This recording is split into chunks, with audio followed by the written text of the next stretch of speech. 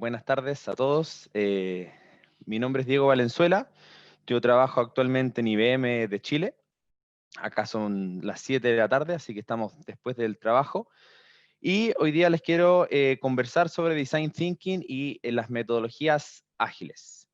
¿Ya? Algo que está muy siendo utilizado mucho ahora en estos días, sobre todo ha agarrado mucha fuerza en este contexto de la pandemia y que nos ha obligado a trabajar de una forma diferente.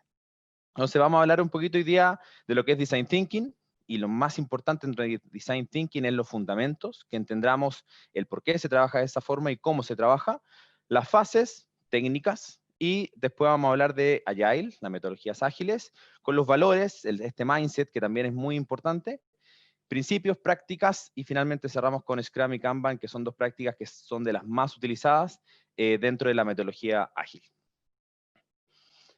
Entonces, Design Thinking o pensamiento de diseño, como se le dice en español, es una forma de trabajo, un mindset que está siendo utilizado desde los 70 aproximadamente, donde su creador, Tim Brown, lo empezó a masificar en la Universidad de Stanford, y de ahí empezó a masificarse, se partió usando mucho en la generación de diseños, y después se fue masificando en otros rubros, y hoy en día lo podemos encontrar prácticamente en cualquier parte. En donde uno quiera crear algo nuevo, podemos aplicar Design Thinking. Y esa es la gracia que tiene.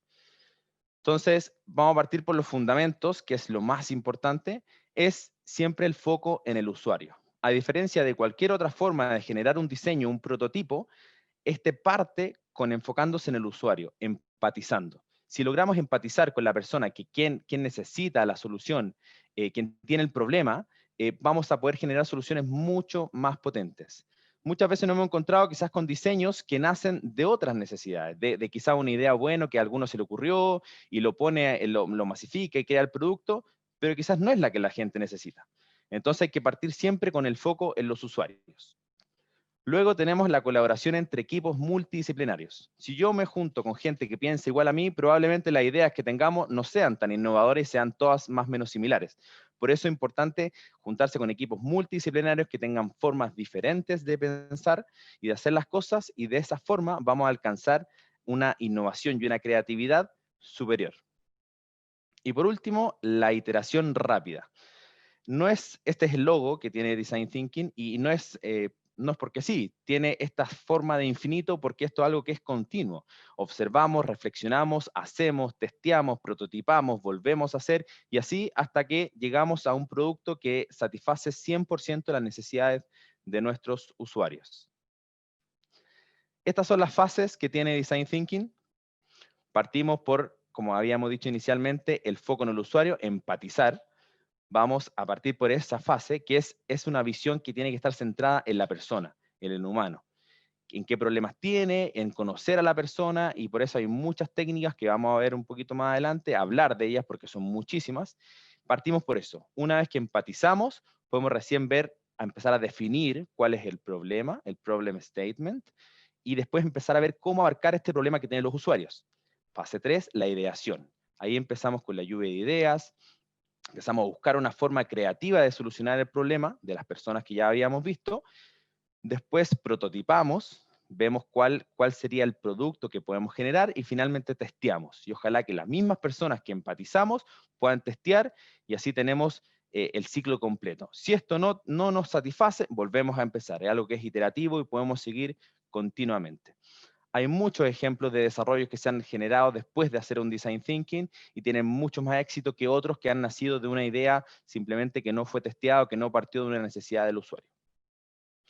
Los talleres que se hacen de design thinking son muy extensos, son días de trabajo. A mí me ha tocado participar con clientes, en universidades, y hacemos 3, 4, 5 días incluso seguidos de talleres todo el día para poder hacer finalmente el ciclo completo del design thinking. Por ende, les voy a hablar muy por encima de cuáles serían las técnicas que uno puede ir utilizando para hacer cada una de las fases. Por ejemplo, para empatizar, uno de los que más se usa, el mapa de actores. También tenemos el mood board, mapa de presente-futuro, focus group, matriz de tendencia. Son muchos que entrar en detalle nos tomaría mucho más tiempo. Entonces, se los voy a comentar por encima, y quiero que vean que hay un montón de técnicas para cada una de las fases que tienen un template, una forma de hacerlo, y finalmente llegamos al resultado que queremos. Todo esto, si ustedes se interesan y quieren revisar más, tenemos dentro de la página de IBM, de la sección de Academic, que se las voy a mostrar una vez que terminemos la charla, donde pueden hacer los cursos, sacar los batch incluso que son libres, basta con que ingresen con su correo de la universidad, y pueden sacar los batch que quieran y hacer el curso de Design Thinking. El primero es Practitioner, así que ahí terminando les voy a comentar para que puedan ingresar y ver más en detalle de esta metodología de innovación, que la verdad es que es muy, muy, muy relevante y muy buena para aplicarla. Una vez que pasamos de la parte del diseño, supongamos que hicimos nuestro diseño enfocado en el usuario, ya tenemos nuestro prototipo, es el cómo hacemos el prototipo, cómo lo ejecutamos, finalmente pasamos ahí a las metodologías ágiles. Las metodologías ágiles es una forma de trabajar. Muchos quizás por ahí lo conocen por las prácticas, porque vieron un tablero Kanban en algún momento, escucharon lo que es Scrum, pero las metodologías ágiles va más allá. Es una forma de vivir, es una forma de trabajar, es una forma de pensar. Entonces eso quiero que lo tengan muy, muy claro. Voy a leer acá la definición textual, que a mí me gusta mucho, que la saqué de la página de IBM. Agile es un conjunto de valores, principios y prácticas que cambiarán tu comportamiento y crearán un gran lugar para trabajar y una gran cultura. Es una forma de trabajo y eso lo voy a hacer mucho hincapié porque muchos creen que por hacer los tableros ya estamos siendo ágiles y la verdad es que si no entendemos la forma de pensar, los valores y esta forma de trabajo, como les digo, va a ser muy difícil que nuestras prácticas sean eficientes y efectivas. Entonces, como les digo, es una forma de pensar, creer y actuar. Y no por nada, tenemos acá una pirámide o un iceberg, donde lo primero que vemos en la punta es el hacer Agile, ¿ya? Que son las prácticas, Scrum, Kanban, Lean y otras más que hay varias. Pero eso es lo que se ve finalmente, es la punta del iceberg. El cómo lo hacemos, el ser Agile, que es un tema más cultural, es lo que no se ve y es lo que más cuesta. En IBM hemos pasado por varias transformaciones, una de ellas ha sido Agile, y lo que más ha costado es cambiar la cultura. Cambiar la cultura es lo más importante y lo más relevante a la hora de hacer este tipo de implementaciones. Por eso, lo que más vamos a revisar ahora son los valores y los principios. Una vez que logramos entender estos 4 valores que se definen los 12 principios, podemos ejecutar las prácticas fácilmente y sin ningún problema. Esto cobra mucho más sentido en estos días de pandemia. Las prácticas Agile están hechas y fueron inventadas para que todo se hiciera con un trabajo en equipo presencial. Así fue creada, todos juntos en una sala de trabajo, con una mesa en común, con muchas pizarras, text, post-it para escribir, conversaciones cara a cara, y lo vamos a ver después, que esos son los principios. Conversaciones cara a cara, hablar las cosas, resolver los temas en una mesa y hacerlo más rápido. Pero en este contexto pandemia, en este contexto todos en nuestras casas, trabajando por estas herramientas colaborativas, ha sido muy difícil. Entonces ahí es cuando cobra mucho más sentido y mucho más valor el ser, el aplicar la cultura. Si yo soy Agile, puedo hacer de otra forma y no importa que no esté con mi compañero físicamente, pero con otras herramientas colaborativas que me ayudan, me va a ser mucho más fácil, ¿ya? Entonces vamos a ir más en detalle a lo que son los valores Agile. Son 4 valores. Estos están en un manifiesto ágil que se generó pensando en desarrollo de software. Ese fue su foco, ahí partió. Hoy en día lo podemos aplicar en muchos rubros. Si yo entiendo la forma de trabajo, puedo aplicarlo en cualquier cosa. Así que ahí les voy a dar ejemplos de diferentes rubros. Yo trabajo en una empresa informática, pero soy ingeniero industrial, entonces no me gusta enfocarme solamente en lo que es la informática, el desarrollo de software, que si ven en donde trabajo y donde lo aplico, lo puedo aplicar en cualquier otra parte. Me ha tocado dar estas charlas en otras universidades, en talleres, en colegios, y hemos hablado de cualquier cosa, de cualquier rubro, y eso es lo interesante y lo bueno de esto, que una vez que yo entienda la forma de trabajar, lo puedo aplicar en otros lados y ser muy eficiente y cambiar la forma de trabajo. Entonces, los 4 valores. El primero, individuo e interacciones por sobre procesos y herramientas. No quiere decir que los procesos y las herramientas estén mal. No quiere decir que sea malo documentar, que sea malo utilizar la herramienta.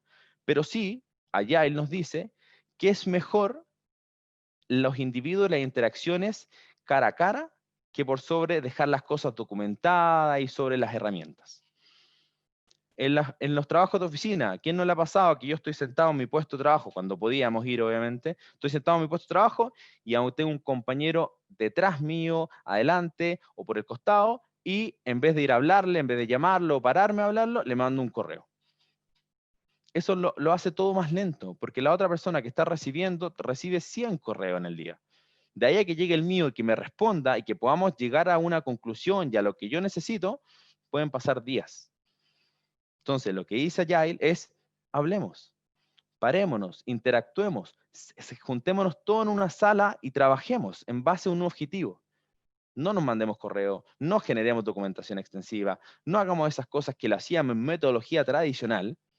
Para generar los proyectos lo hacíamos en esa forma, una planificación, una carta Gantt, documentación, todo eso. Hagámoslo más rápido. Hagámoslo con interacción humana, hablemos cara a cara y solucionemos las cosas mucho más rápidas. Segundo valor, software funcionando por sobre documentación extensiva. Este sí aplica mucho más al desarrollo de software. ¿A quién no le ha pasado en el desarrollo de software o ha escuchado que generamos una documentación de páginas y páginas con las documentos de especificaciones, todo lo que nos pidió el cliente, el alcance contractual, las pruebas, y generamos documentos que al final no las lee nadie? ¿Qué es mejor? El cliente me pide algo, lo ejecuto, lo desarrollo, se lo muestro en el mismo software, funcionando. Versus una documentación que se demorará horas, días en leer y analizar. Versus que lo pueda revisar en el momento y ver si aplica y si cumple sus necesidades o no. Eso nos dice Agile. Ejecutemos, hagamos, mostremos. Tercer valor, colaborar con el cliente por sobre negociación contractual.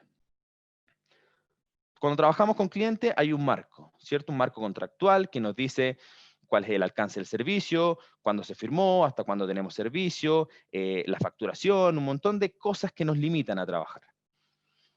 Allá lo que dice es, ok, eso existe, gracias a ese contrato yo estoy trabajando, perfecto, pero yo quiero que el cliente sea partner. No quiero basarme en una documentación, no quiero andar con el contrato bajo el brazo y mostrándolo cada vez que me pida algo. No, eso no está en el contrato, no está en el contrato, no es como lo pediste. Eso no es ser partner. Ser partner con el cliente es colaborar. Es que si él me pide algo, yo lo ejecuto. Veo si está en el contrato después, lo documento por último y lo dejo ahí como una observación, pero hago lo que el cliente me está pidiendo, lo ayudo. Veo la opción, veo la forma de hacer para poder ayudarlo. Colaboración mutua. Hago que el cliente sea parte del equipo y de esa forma voy a lograr resultados mucho mejores. Cuarto y último, responder al cambio por sobre seguir un plan.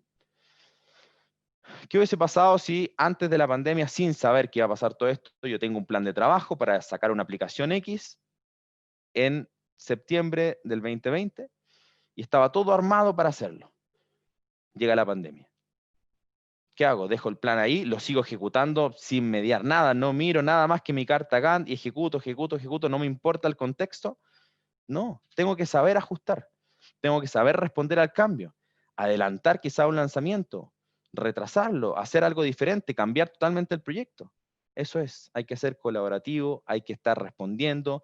Si ven, yo tengo una planificación, las cartas Gantt, al Project Manager que no se le haya trazado una carta Gantt no ha sido Project Manager. Las cartas Gantt se atrasan, los proyectos se atrasan. ¿Qué mejor que hacerlo con una metodología flexible? Una metodología que acepta cambios y quizás dilata un poco más la fecha de entrega, pero finalmente el producto que genera aporta y deja valor. ¿Ya? Esos son los 4 valores principales de Agile y están, como les decía, soportados con 12 principios Agile. Voy a ir un poquito más rápido acá, quiero que ya entendieron un poco para dónde va esto, y si hablamos de cada uno de ellos podría ser mucho, mucho rato. Pero estos son los 12 principios, que todos deberíamos saberlos, e incluso cuando uno hace los talleres, cuando uno quiere partir un equipo Agile, parte por esto, parte porque la gente entienda el concepto, cambie la forma de pensar, y esto tiene que quedar súper claro antes de cualquier cosa. Si hay que gastar tiempo, invirtámoslo en esto, invirtámoslo en entender la cultura, en entender la forma de trabajo. El primero, satisfacer al cliente. No por nada está en el primer lugar, es lo más importante. Tenemos un cliente al cual satisfacer, al cual entregarle nuestro producto, y hay que tenerlo ahí, como foco. Igual que Design Thinking. Es nuestro foco, por algo estamos trabajando y no hay que cambiar eso. Segundo, apertura al cambio. Lo que les decía, tenemos que ser flexibles. Aquí no hemos participado, me imagino que muchos, o hemos escuchado de desarrollo de software, donde estamos haciendo una aplicación y dentro de la aplicación uno no puede tenerlo todo al principio, todo lo que se espera. Generalmente uno se va dando cuenta en el camino. Está haciendo una aplicación, para lo que sea, en el fondo, tengo una documentación inicial, unas especificaciones técnicas, estoy desarrollándolo, y entre medio me doy cuenta de mejoras que le puedo ir haciendo. ¿Qué hacíamos en metodología tradicional? No, esto está fuera del alcance, y ahí empieza uno a anotar todas las cosas que están fuera del alcance, fuera del contrato inicial, para una versión 2.0. Ni siquiera he terminado la 1 y ya estoy pensando en la 2.0. Y sigo acumulando un listado de cosas, mejoras que le voy a hacer a la aplicación una vez que después la lance. Pero ¿qué pasa si esa versión 2.0 no llega nunca? ¿Voy a salir con la versión 1.0 así, sabiendo que no va a aportar el valor que yo necesito? Muchas veces sí, pasa eso. Estoy saliendo con la versión 1.0 y ya tengo planificada un montón de mejoras que le quiero hacer para llegar a la versión 5.0. Hay que abrirse al cambio. Nos puede generar un atraso, como les digo. Sí, en vez de mejor atrasarme un mes y salir con una versión más potente, que nos aporte mucho más valor, a atrasarnos y salir con una 1.0 que ya va a salir desactualizada, porque vamos a entrar a competir a un mercado donde los usuarios tienen acceso a otras cosas. Hay que ser dinámico. Esta es la idea. Entregas frecuentes. Una de las principales virtudes que tiene Agile es que no espera tenerlo todo para poder entregarle un resultado al cliente. Hay que hacer entregas frecuentes. Yo tengo un producto completo, una aplicación completa con un montón de módulos y accesos, y yo lo divido. Lo divido en subentregas donde ya le puedo ir entregando al cliente algo. En vez de una documentación, en vez de una fotito de cómo se vería el login, le entrego el login funcionando. Solo se va a loguear, nada más. Pero por último lo va a probar, va a testear, va a entrar, va a poner su correo y hacer el ingreso. Con eso, ¿qué ganamos? Feedback temprano. Si yo le entrego el módulo 1 al cliente ahora, tengo el feedback ahora. Y no lo entrego al final del producto en un año más cuando termine de hacer todos los módulos. Entregas frecuentes me ayuda a eso, a entregar algo finalmente con mucho más valor y ya corrigiendo lo que el cliente me dijo que no le gustaba o que quería arreglar, que quizás no se había dado cuenta antes. Le entregué lo que él me dijo, pero probando, testeando, se dan cuenta de otras cosas. Entonces ahí está todo muy relacionado. Si yo hago entregas frecuentes, tengo que estar abierto al cambio, lo tomo, lo meto en mi proyecto, en mi planificación y voy ejecutando. Y le sigo entregando y me va haciendo feedback y así, vamos avanzando juntos. Ya hago referencia al principio número 4, trabajar en conjunto. El cliente es un partner, es parte del equipo. Yo tengo que trabajar con él, él me ayuda a priorizar y a él le entrego las cosas y me devuelve su feedback. Trabajamos muy, muy unidos. Y así con todo el equipo, obviamente ágil. Confianza y soporte, está claro, si yo no confío en mi equipo, no hay forma de que esto pueda salir adelante. Conversaciones cara a cara, como le habíamos hablado, software funcional, desarrollo sostenible. Esto es algo que queremos que sea continuo, por ende tenemos que ir desarrollando las cosas y que sea con una mejora continua, trabajar para mejorar siempre, ir aportando cada vez más valor. Atención continua, mantenerlo simple, no nos vamos a complicar con cosas tan, tan difíciles, equipos autoorganizados, esto es muy importante, y lo que más cuesta. En mi empresa al menos, los informáticos son personas no fáciles de trabajar de repente, hay que estar ahí, no les gusta la documentación, no les gustan las tareas administrativas, pero hay que darles el empoderamiento necesario para que hagan las cosas que tienen que hacer, que sean líderes dentro de sus funciones. Muchas veces los equipos ágiles, los roles van cambiando. Cuando hablemos de los roles, les voy a comentar. Los roles van cambiando. Yo hoy día soy Scrum Master, mañana puede ser mi compañero, y eso nos va generando más empatía con él. Cuando a él le toque y me esté preguntando por algo, yo sé que la próxima semana me va a tocar a mí ser el Scrum Master. Entonces ahí nos vamos ayudando como equipo. Y finalmente reflexionar y ajustar qué es lo que tenemos que ir haciendo. Ahora vamos a las prácticas, que es ya lo más aterrizado, lo que uno ve, lo que uno ejecuta finalmente. Una vez que ya tenemos toda la cultura del cómo ser, vamos recién a hacer. Y el hacer, hay dos prácticas que son las más utilizadas, hay otras más, como les comentaba anteriormente, pero estas lo que son las que más se utilizan. Está Kanban, por un lado, que está mucho más alineado a los procesos ya existentes y a procesos que son continuos en el tiempo. Como delivery, por ejemplo, esto en el área de delivery, donde tenemos un contrato a largo plazo, 5 años, 10 años de trabajo, aplicamos Kanban, porque es algo, un flujo continuo, constante, no tiene un inicio y un fin pronto, no es como un proyecto. Con un proyecto yo aplico Scrum. Esas son como las principales diferencias. En un Scrum yo tengo un entregable final y tengo un proyecto. Kanban es algo más del día a día. Vamos a ir primero con Scrum, que es una práctica ya, como les decía, que está basada en 3 cosas principales.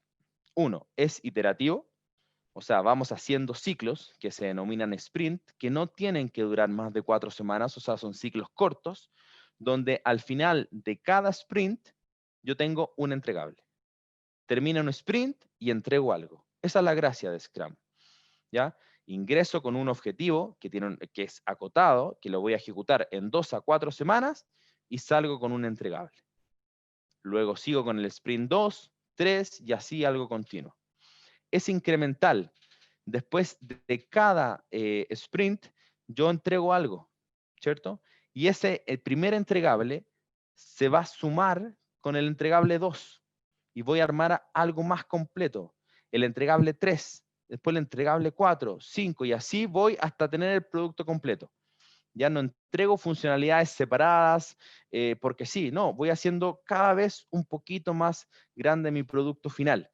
Con eso que hago, voy disminuyendo lo que me queda pendiente por hacer y voy aumentando la cantidad de producto ya entregado finalmente. Y finalmente es priorizado. Con lo primero que parto es lo más importante. ¿Por qué parto con lo más importante? Porque voy a tener el feedback mucho antes y va a ser lo primero que el cliente va a ver y lo primero que vamos a solucionar en caso de que no esté de acuerdo a sus necesidades.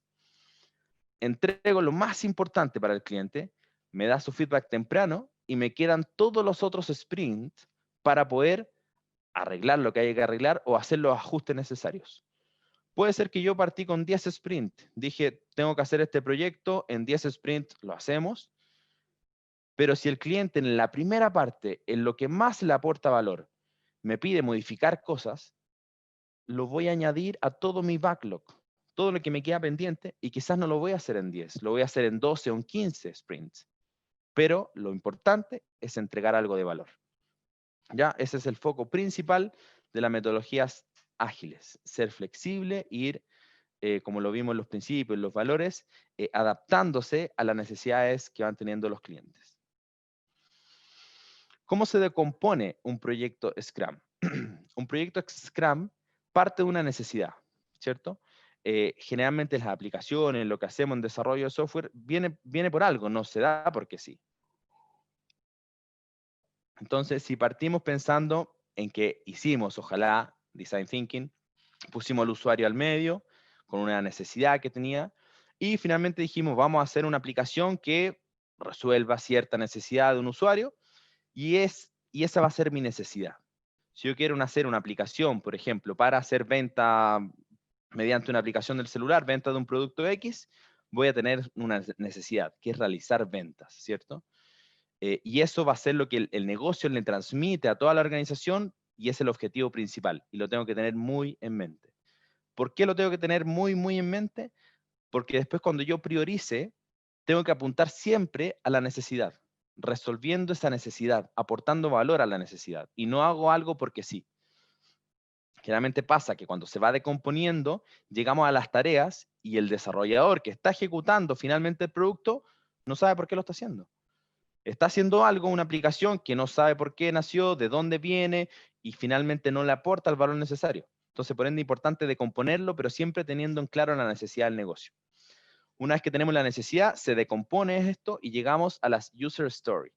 Las user story son tarjetitas que se hacen físicas, donde escribimos qué es lo que necesitamos. Yo como usuario digo qué es lo que necesito. La user story tiene 3 campos. Uno es yo como usuario, pero ¿qué tipo de usuario? Yo puedo ser un usuario que soy cliente, por ende yo voy a comprar. Puedo ser un usuario que soy proveedor del producto que estamos vendiendo, por ende voy a acceder a la aplicación, pero con otro objetivo, de ver el stock. O yo soy un gerente que va a entrar a la aplicación para ver reportes de ventas. Entonces, todos tenemos objetivos y visiones diferentes. Por ende, todos aportan a que la solución sea completa.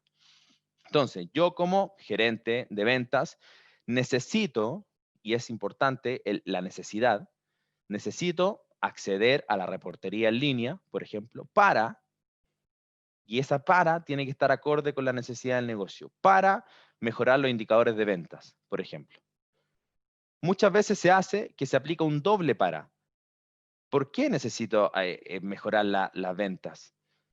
Para subir la rentabilidad de la empresa, y así voy, y cada vez que yo hago un para adicional, estoy aportando mucho más a la necesidad del negocio y eso finalmente nos va a servir para ver qué priorizar. ¿Qué hacemos primero? Todo lo que tenga que ver con ventas, vamos a hacerlo primero. Ese es el core, ¿cierto? Todo el resto, que lo vamos a hacer igual, no es que lo vamos a dejar para después, lo vamos a hacer igual, pero lo vamos a dejar para el sprint 2, 3, 4. Lo más importante lo vamos a atacar en el sprint 1. Entonces, de un proyecto completo, lo decomponemos en muchas user story, y esas user story son lo que va a tomar el desarrollador y lo va a ejecutar finalmente, pero teniendo claro el contexto, el para qué. Este sería un flujo de un desarrollo Scrum. Tenemos entonces un Product Backlog, que es todo lo que me queda por hacer, todo el listado de cosas pendientes. Pasamos por una reunión de planificación, donde el equipo en conjunto con el cliente definen qué es lo que vamos a ejecutar primero, en el sprint 1, en el sprint 2, 3 y así. En el sprint 1 tenemos un backlog acotado. O sea, de las 100 tareas pendientes, solo 10 la vamos a hacer en el sprint 1. Perfecto, lo anotamos en nuestro sprint backlog. Eso lo vamos a ejecutar en un sprint que dura 2 a 4 semanas y es un trabajo constante solo enfocado en esas 10 tareas que dijimos que íbamos a hacer. Al cabo de esas 2 a 4 semanas tenemos un entregable que pasa por una reunión de revisión donde está el cliente viendo si satisfacemos las necesidades y finalmente vamos a una reunión de retrospectiva. Esa reunión de retrospectiva es interna. Vamos solo con el equipo, el Scrum Master, que es el líder del equipo, nos juntamos y respondemos 3 simples preguntas. ¿Qué hicimos bien dentro de este sprint? ¿Qué no hicimos tan bien? ¿Ya? ¿Y qué nos preocupa? Esas son las 3 preguntas que vamos a responder. De lo que hicimos bien, salen cosas que hay que seguir haciendo. Bien, nos felicitamos, esto lo hicimos muy bien, terminamos el trabajo, perfecto, seguimos así. ¿Qué no hicimos tan bien? De ahí van a salir cosas por mejorar. De ahí vienen acciones. Como equipo tenemos que mejorar los tiempos de entrega, por ejemplo. Tenemos que mejorar la comunicación, tenemos que trabajar esto. Y el que nos preocupa son cosas generalmente fuera del equipo, ya que escapa un poco de este equipo de trabajo y por eso es una preocupación. Y no podemos nosotros por sí solos ejecutar una acción que lo solucione. Eso lo toma el Scrum Master y lo va a resolver de alguna forma con el cliente, con los gerentes, con quien sea para poder solucionarlo y darle al equipo la tranquilidad necesaria para que trabaje. Dentro del sprint se hacen reuniones diarias que se llaman stand-up meetings, porque son tan cortas que las podemos hacer de pie, son 15 minutos, donde conversamos qué hicimos ayer, qué tenemos que trabajar hoy día y si tenemos algún impedimento. Esas son las 3 preguntas que se responden dentro de una reunión diaria. Y el Scrum Master es el encargado de tomar los impedimentos y resolverlos para que no detenga el trabajo. Ese sería el flujo de un desarrollo Scrum. Y finalmente, como les comentaba hace un par de slides, a medida que avanzan los sprints, el Product Backlog va disminuyendo y mi entrega va aumentando, o sea, es un desarrollo incremental. Y así por cada sprint que avanza, tenemos un entregable diferente. El equipo es Scrum, entonces está el Scrum Master, que es el líder del equipo, el equipo de desarrollo y el dueño del producto, que es la voz del cliente.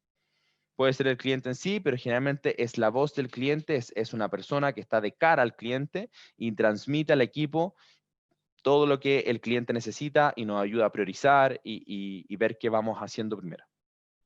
Ese sería el equipo Scrum. Pasamos ahora a Kanban. Kanban es un término de origen japonés y significa tarjetas visuales. Ya una traducción literal podría ser tarjetas que nos señalizan algo. ¿Ya? Y aquí viene mucho esto que quizás han visto cuando se habla de salas allá y las formas de trabajo allá, hay muchos post-it pegados en la pared, haciendo flujos, y de verdad que eso ayuda muchísimo. Si uno diagrama un flujo y lo escribe, de repente uno ve cosas que en el día a día no puedes ver a simple vista. Entonces es muy importante utilizar elementos visuales para ayudar a mejorar y optimizar un flujo. Esto se hizo pensando en producción, en una industria manufacturera, pero se puede utilizar hoy en día en cualquier parte. Lo importante es tener un flujo productivo con las etapas definidas y sobre esa voy haciendo mejoras y voy viendo dónde puedo optimizar. Es visual y es colaborativo. O sea, necesitamos aquí el trabajo de todo el equipo para poder ir mejorando e ir trabajando en este flujo. Un ejemplo de flujo Kanban. Como les digo aquí, no me gusta usar solo ejemplos de nivel informática, desarrollo de software, sino que cualquiera, en el día a día. Este es un flujo de una panadería, donde lo primero que hay que hacer es definir cuáles son las etapas, las fases totalmente claras.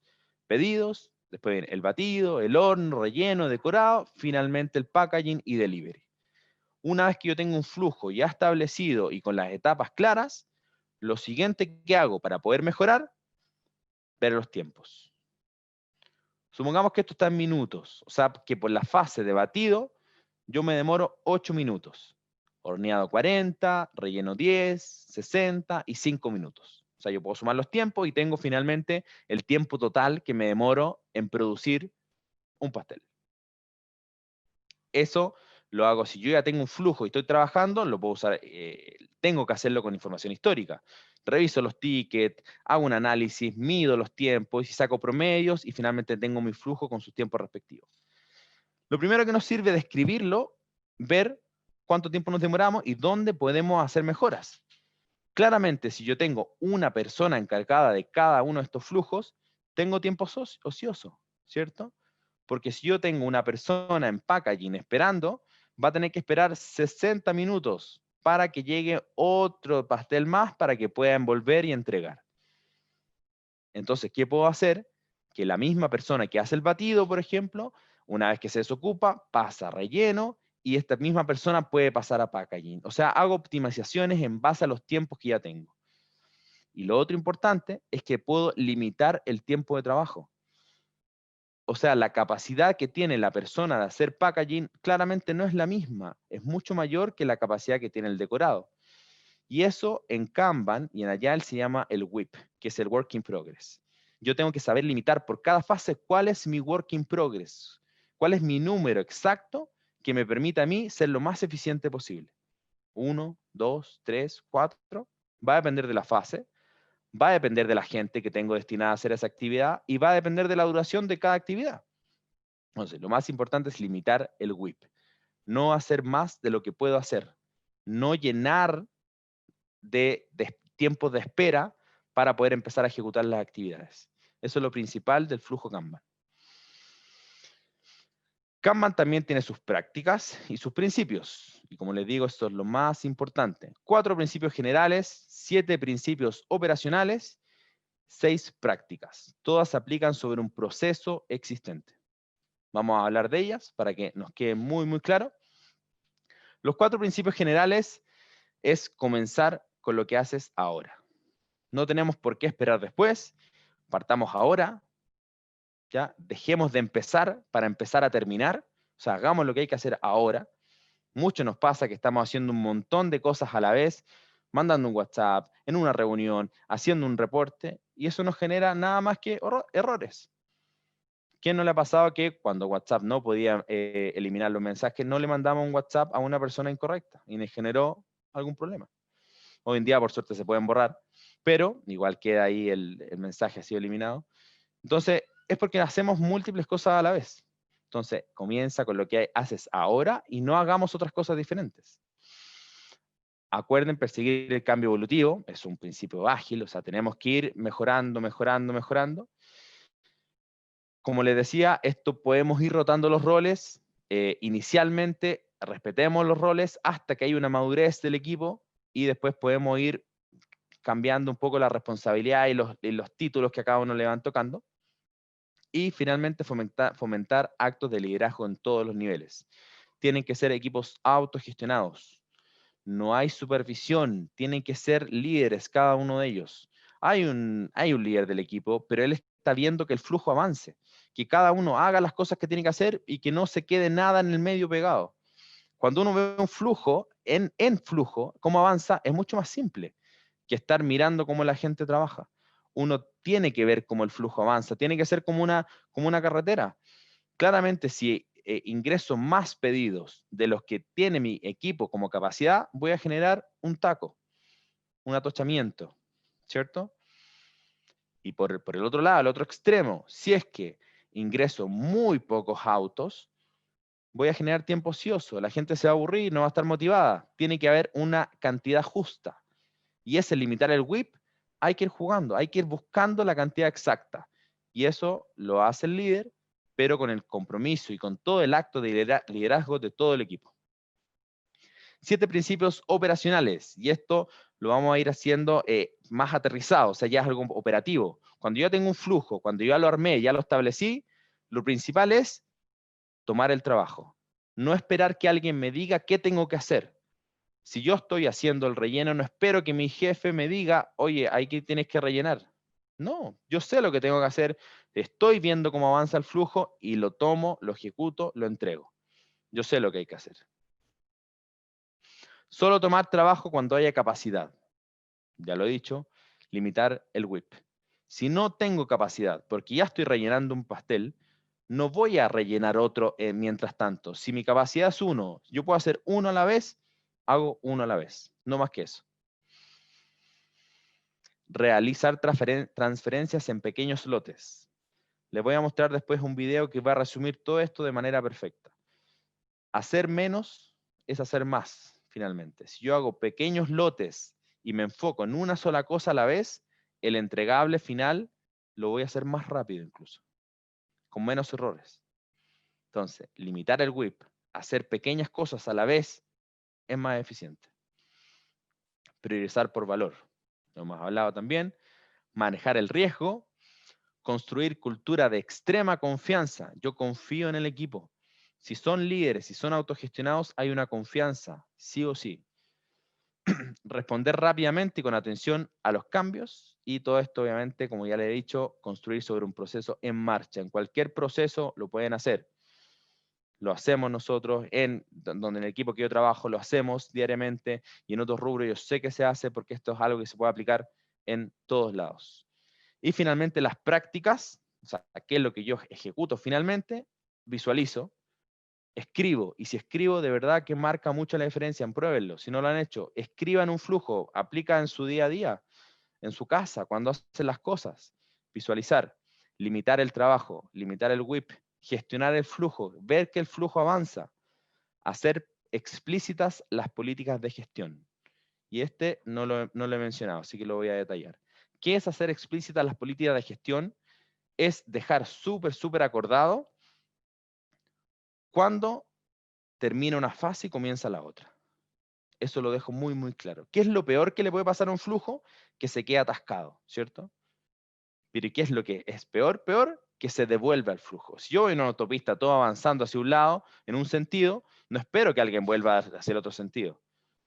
Lo mismo pasa con los flujos. Lo que menos eficiente es que si yo termino de hacer un relleno y lo paso a la siguiente fase, que se me devuelva un pedido, porque está mal. Entonces, hacer las políticas, hacer explícitas las políticas de gestión es definir bien los criterios de salida, que se denomina. Es decir, cuando yo doy por finalizado mi trabajo, y súper claro, explícito, escrito, ¿se acuerda? Ok, el relleno termina recién cuando hago ciertas actividades y tengo, no sé, chequeo algo y recién de ahí lo paso a la siguiente etapa. Tengo un visto bueno si es necesario, pero no entrego algo a medias. Entonces eso es muy importante. Cuando termina una fase y cuando comienza la otra. Si no, se me devuelve y es muy poco eficiente. Implementar mecanismos de retroalimentación, por eso son las cadencias, donde hablamos como equipo y vemos qué hay que mejorar. Estas reuniones de camarín, que me gusta llamarlas a mí, donde nos decimos las cosas, hablamos, qué hicimos bien, qué hay que mejorar, qué cosas vamos a hacer para mejorar. Y finalmente, mejorar colaborativamente e ir evolucionando experimentalmente. Esta es la gracia de hacerlo en un proceso existente y de verdad. Yo tengo los tiempos, puedo medir si mejoré o no. No estoy haciéndolo una teoría. Tomo mi flujo, tengo mis tiempos iniciales, aplico Kanban, ejecuto, vuelvo a medir, mejoro, sigo midiendo y así. Lo que no se puede medir, no se puede mejorar. Entonces hay que ir midiendo e ir haciéndolo prácticamente. Este es el video que les quería comentar. Fíjense que es un flujo productivo donde la primera fila tiene una capacidad de 10 pelotitas que va a recibir el proceso 1, termina de recibir las primeras 10, pasa esas 10, y así lo mismo con el proceso 3, versus la segunda fila del medio que tiene una capacidad de 5, es decir, espera recibir 5 pelotitas para recién entregarlas al proceso 2 y así al proceso 3, y finalmente la última que tiene una capacidad de 1, es decir, toma una pelotita, revisa, hace lo que tiene que hacer, la pasa al flujo 2 y así. Entonces, quiero que se fijen en cómo avanza este flujo y que se fijen en cuánto tiempo, que hay un marcador al final, van llegando la primera pelotita, que sería el primer entregable, donde podemos decir que ya el cliente, si es el cliente que está al final esperando, donde recibe ya el primer producto, ya lo puede empezar a revisar, lo tiene, lo mira, ve si está acorde o no, lo prueba, lo testea, ese tiempo y después finalmente cuánto tiempo se demora el entregable total, o sea, las 10 pelotitas. Entonces, voy a darle clic.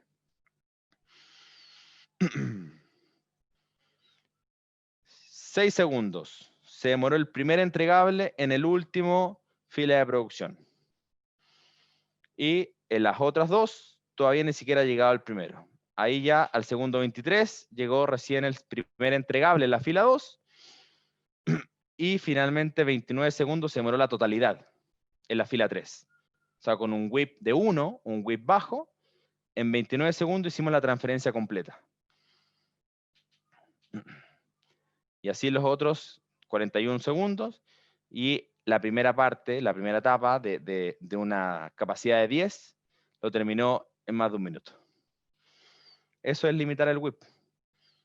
Quizá 1 tampoco es el número, pero hay que ir viéndolo. Dependiendo del flujo, dependiendo del proceso que es, ir midiendo, ir ajustando, midiendo, ajustando. Y así en adelante.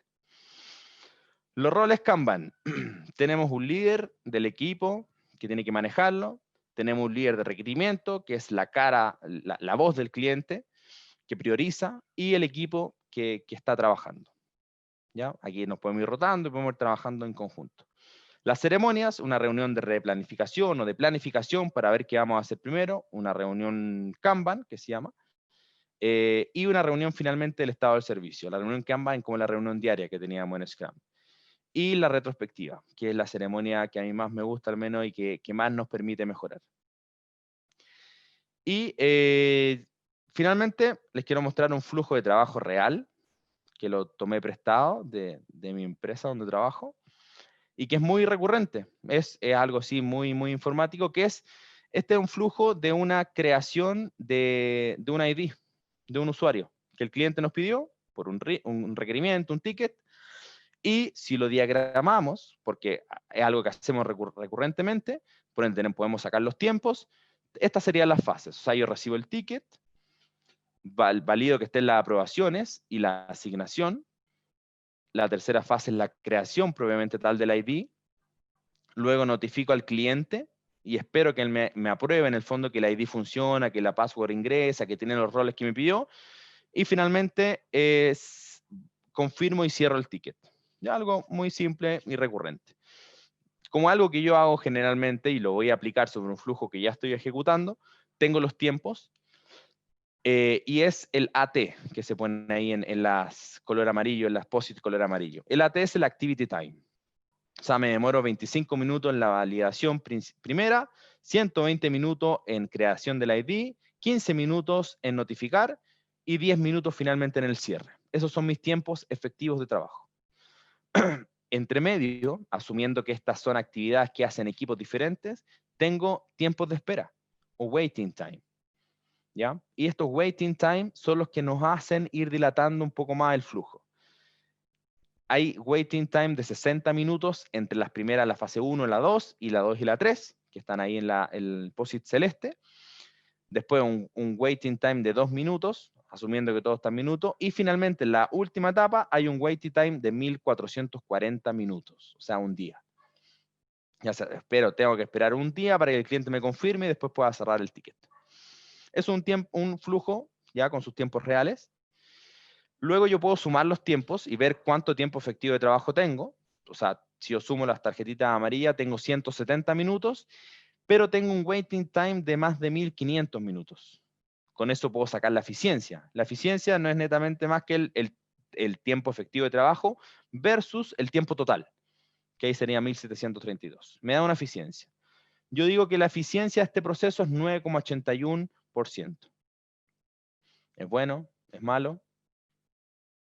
Va a depender, ¿cierto? Cualquiera lo puede mirar y decir, no, eso está pésimo. Por mi experiencia, les puedo decir que es normal. Es una eficiencia normal de un proceso de esta naturaleza. Pero lo que sí podemos todos concordar es que tiene mucha opción de mejora. O sea, tengo más del 90% de opciones de mejorar este flujo. ¿Y cómo lo mejoro?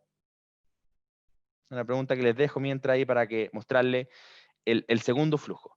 El segundo flujo es muy similar, incluso ven que tiene las mismas fases, los mismos activity time, pero varía algo, que es el último waiting time. De 1440 minutos pasé a 60 minutos. ¿Cómo pasó eso? Yo miré el flujo y dijimos, bueno, ¿dónde está el mayor waiting time? Es este último. Tengo que esperar un día para que el cliente me apruebe. ¿Por qué? Cliente, ven, sé parte del equipo, sabes que nuestra eficiencia como proceso está muy baja, no voy a esperar un día, te voy a dar una hora, si en una hora tú no me contestas, doy por aprobado el ticket, por confirmado y lo cierro. ¿Perfecto? Sí, perfecto, genial. Solo con esa modificación que hicimos de ese waiting time, nuestra eficiencia aumentó a 48,29%. La forma más fácil de mejorar la eficiencia de un proceso, eliminando los waiting time. Si ustedes se fijan en la fórmula, si yo dejo en cero los waiting time, tengo una eficiencia del 100%. Activity time es igual a total time. Es la mejor forma. ¿Cómo elimino los waiting time? Haciendo esto, no esperando a que el cliente cuando quiera me conteste, achicando los tiempos de espera, teniendo un equipo unido, evitando mandar correos y reasignaciones de ticket innecesarias, hablo, converso. O finalmente, que una pura persona haga todo. También es una muy buena forma. Si yo tomo el ticket, lo ejecuto, y una vez que termino de ejecutar el ticket, lo cierro, también tengo una eficiencia del 100%. No dependo de otro. Ya vienen muchas cosas. Quizás no, yo no sé crear ID. Yo solamente valido las aprobaciones. Yo nunca he hecho eso. Son muchas respuestas que nos dan. Y ahí viene el upskilling o reskilling. ¿Por qué no puedo aprender? ¿Por qué mi compañero no me avisa? No me enseña? Y de esa forma vamos mejorando. Todo esto parte de la retroalimentación. Esa es la presentación. Terminé justo en el tiempo.